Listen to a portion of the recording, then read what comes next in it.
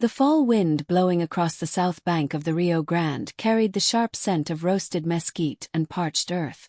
Inside the brush-thatched chapel of Mission San Francisco de Solano, the air was dense with the aroma of melting tallow and old sheepskin. It was October 19, 1704. Fray Francisco Hidalgo dipped his quill into the dark carbon ink. His hand steady despite the dynamic frontier isolation that pressed against the mud-plastered walls. Beside him stood José de Longoria, a seasoned Spanish soldado de guerra, his leather-jacketed armor bearing the scuffs of countless patrols through the unforgiving brush country. José did not look at the priest.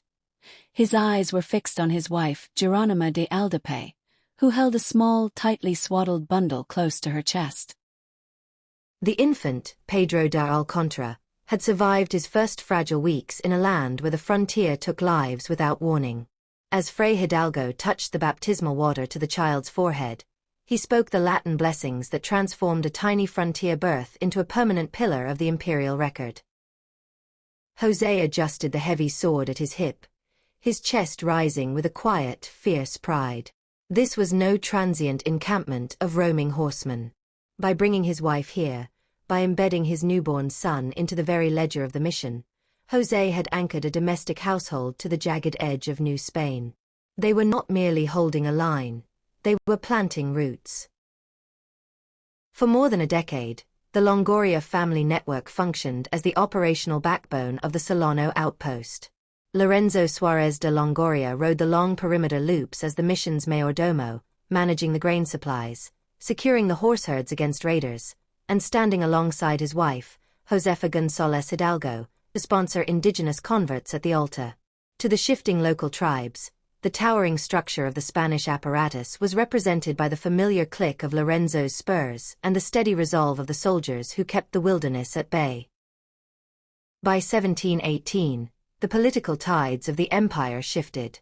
The northern frontier needed to expand, to push deep into the lush, fertile valleys of Tejas where the water ran clear and the strategic landscape was wide. Royal orders arrived, commanding the mission, its garrison, and its civilian families to dismantle the settlement and march northeast. The crossing was an epic of logistics.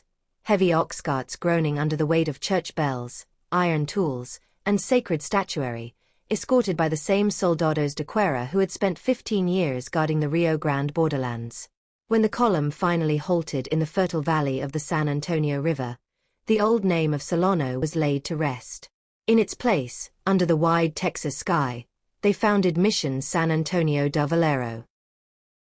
By the summer of 1719, the new outpost hummed with the sound of axes clearing pecan trees and shovels striking the dirt to carve out the first irrigation channels. The Longoria family did not arrive as spectators to a settlement that had already been established.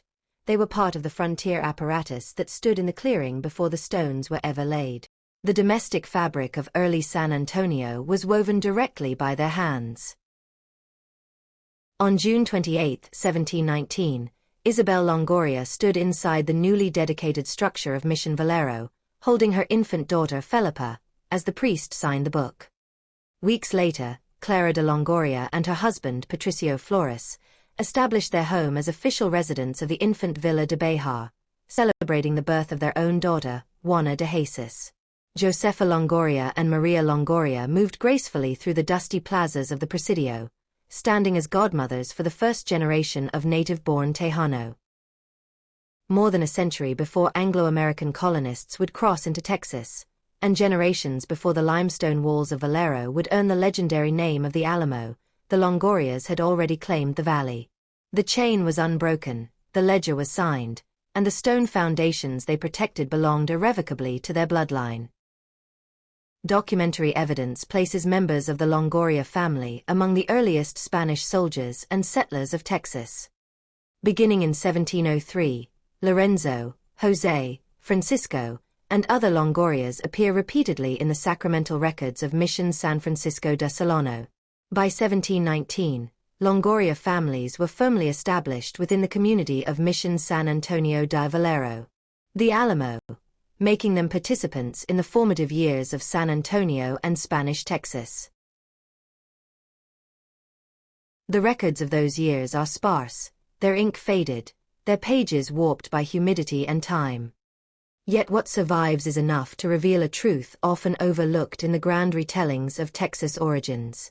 Before the flags changed, before the revolutions, before the myths hardened into legend, families like the Longorias were already shaping the land that would become San Antonio. They were the first sentinels, not merely soldiers, but carriers of culture, faith, and domestic permanence. Their daughters stood at the baptismal fonts of Valero before the stones were dry.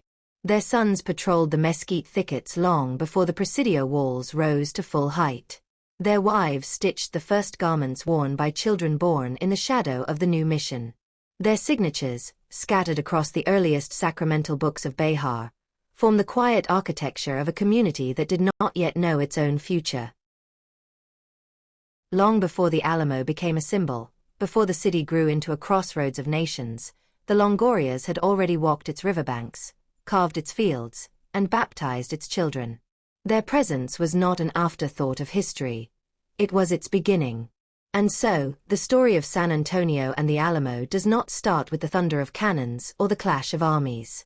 It begins with a family stepping forward on the frontier, carrying their faith, their courage, and their name into an uncharted valley, a name that would endure unbroken across the centuries.